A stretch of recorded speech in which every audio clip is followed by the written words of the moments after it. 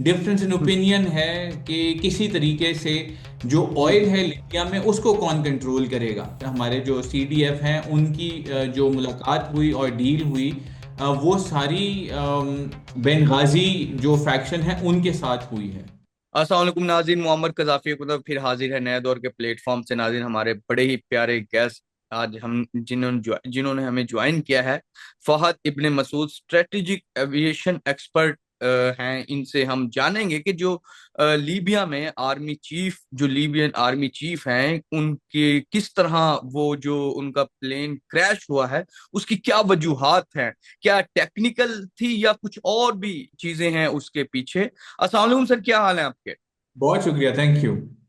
Sir, ये जो Libya के आर्मी चीफ इस तरह की ये सिर्फ एक क्रैश नहीं, इस तरह हम जाएं तो पाकिस्तान में भी काफी ज्यादा जो इस तरह की पर्सनैलिटीज हैं, तो उनका इसी तरह एरोप्लेन क्रैश किया।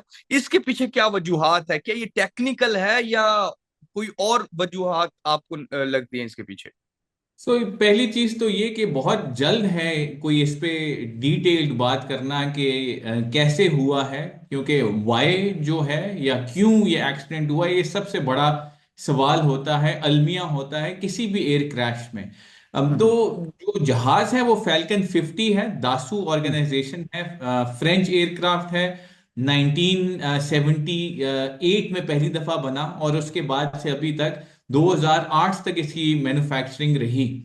ये जो हम्म, क्रैश है इसके अंदर chief of general staff lieutenant general Mohammed Abdul Haddad है, मोहम्मद हम्म, अल हदाद, पार्डन मी। बिल्कुल। बिल्कुल। दो फैक्शंस हैं या जो दो एरियाज हैं जो हम्म, लिबिया में है। एक का जो कैपिटल है वो ट्रिपली है, दूसरा हम्म, का बेनगाजी है। ये वो हम्म, ग्रुप है जो बेनगाजी के ऑपोजिट ट्रिपली में ऑपरेट कर रहा था। हम्म, ये ट्रिपली के लिए टेक ऑफ किया था एजन हम्म, बोआ एयरपोर्ट से। अंकारा का एयरपोर्ट है ये। और हम्म, तकरीबन 2000 फुट की बुलंदी एक्वायर करते हुए ही एक लेफ्ट हैंड टर्न के अंदर टायर्स या हम्म, गियर्स जिनको हम कहते हैं वो अप करते हुए ही इसका इमरजेंसी अनाउंस की पायलट ने, हम्म, इलेक्ट्रिकल मैल फंक्शन। हम्म, और उसके बाद ये जहाज जो है तकरीबन नोज डाउन एटीट्यूड इस हम्म, तरीके से हाई हम्म, स्पीड के साथ इम्पैक्ट हो गया। हम्म, अम, तो बिल्कुल ऐसी बात है। ये टेक ऑफ के तकरीबन या टेक ऑफ रोल के 10 मिनट के अंदर अंदर ही ये हम्म, एक्सीडेंट हुआ है।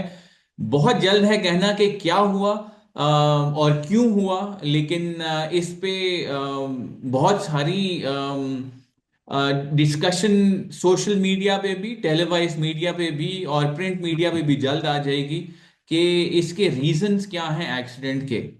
हम्म।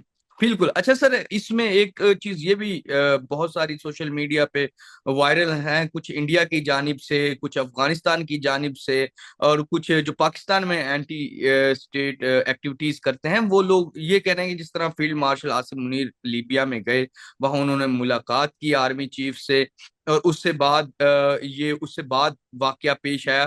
थोड़ा सा ये बता दें कि ये क्या चीफ्स उधर बताया जा रहा है कि दो तरह के चीफ्स हैं, दो उधर फोर्सेस उधर जो ग्राउंड पे हैं, तो ये थोड़ा सा बता दें डिटेल।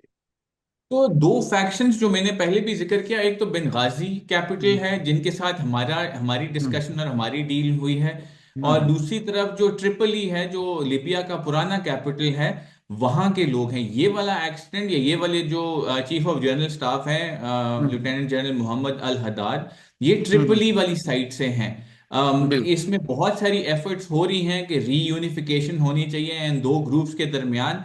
लेकिन रिसोर्सेज की मेजर जंग, डिफरेंस इन ओपिनियन कह लें, जंग तो मैं ये नहीं हम्म, कहूंगा, डिफरेंस इन हम्म, ओपिनियन है कि किसी तरीके से जो ऑयल हम्म, है लिबिया में उसको कौन कंट्रोल करेगा। हम्म, और अभी बेनगाजी ग्रुप जिनके साथ चीफ ऑफ डिफेंस हमारे जो सीडीएफ हैं उनकी जो मुलाकात हुई और डील हुई, वो सारी बेनगाजी जो फैक्शन है उनके साथ हुई है।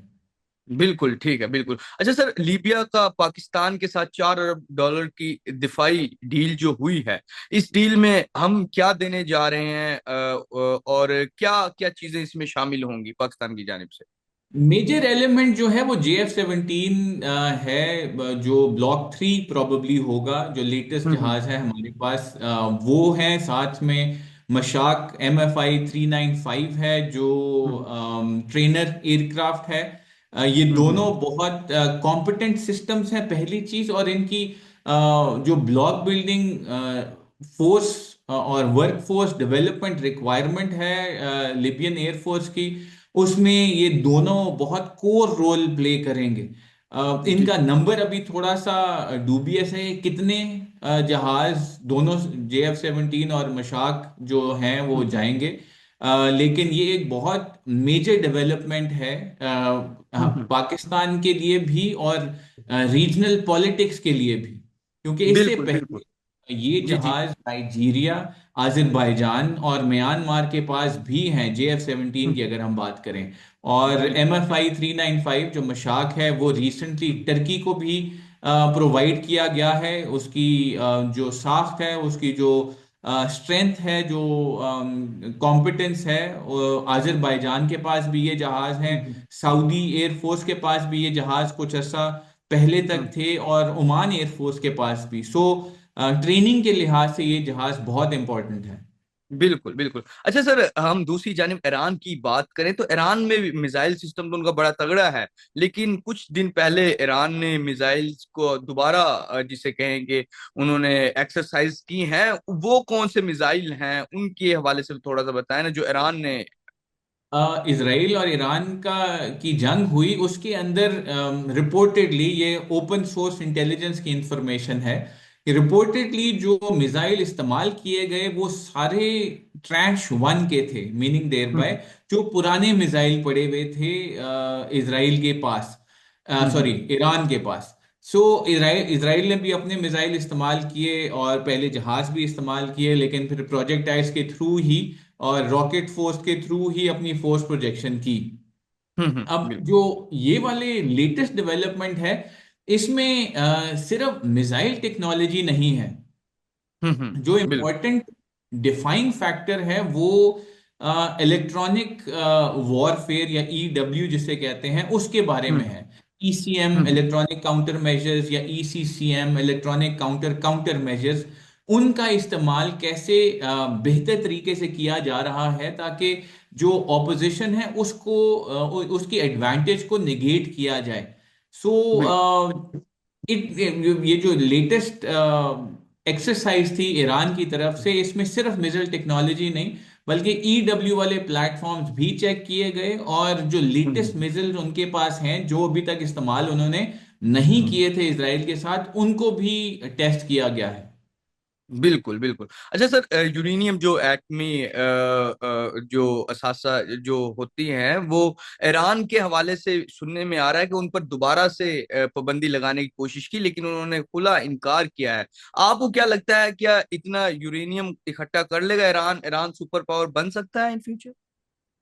ईरान के पास वो कैपेबिलिटी जरूर है, क्योंकि बहुत अरसे हम्म। से ये इंडिजनाइजेशन की तरफ काम कर रहा है, और इम्प्रूवमेंट की तरफ काम कर रहा है। खास तौर पे इनका जो मिसाइल डिफेंस और मिसाइल अटैक और जो रॉकेट फोर्स सिस्टम है वो बहुत स्ट्रांग है। इनकी एयरफोर्स इतनी स्ट्रांग नहीं है जो हमने देखी भी ईरान और इसराइल की रिसेंट जंग में। हम्म। एटमी सुपर पावर या ताकत बनना मेरे ख्याल में इतना आसान नहीं है। इंटरनेशनल जो प्लेयर्स हैं वो इसको होने में थोड़ी दिक्कत और मुश्किल जरूर डालेंगे ईरान के लिए। और अगर देखा जाए कि अगर ईरान के पास कुछ छुपाने के लिए नहीं है, तो वो जो इंस्पेक्टर्स हैं, न्यूक्लियर इंस्पेक्टर्स जो IAEA के हैं, वो हम्म। उनको इंडिपेंडेंस होनी चाहिए मूव करने के लिए ईरान के अंदर वेरियस लोकेशन जहां पे वो जाना चाहें।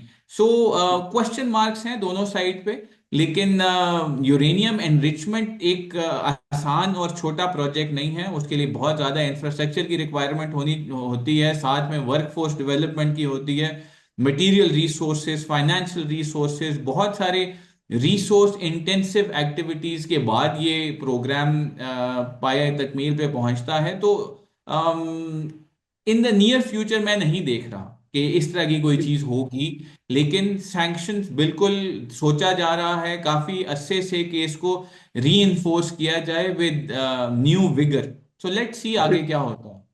बिल्कुल बिल्कुल नाज़रीन, जिस तरह के फहद इब्ने मसूद हमारे साथ मौजूद थे और उन्होंने हमें जो आर्मी चीफ हैं लीबिया के, उनका जो जिस तरह उनका क्रैश हुआ उस हवाले से भी हमें डिटेल दी। उसके अलावा ईरान के हवाले से मिसाइल की जो उनकी टेक्नोलॉजी है, फिर यूरेनियम जो उनके एटमी असासे बनाने की वो कोशिश कर रहे हैं, लेकिन इन अन करीब जो फहद इब्ने मसूद हैं उन्हें नजर नहीं आ रहा कि वो अन करीब ये चीज कर सकें। हो सकता है कुछ अरसे या एक लॉन्ग टाइम बाद वो इस चीज में कामयाब हो जाए, लेकिन अनकरीब नहीं नजर आ रहा। फिलहाल के लिए नाज़रीन, नया दौर से मुअम्मर कजाफी को, फहद इब्ने मसूद को इजाजत दीजिए। खुदा हाफिज।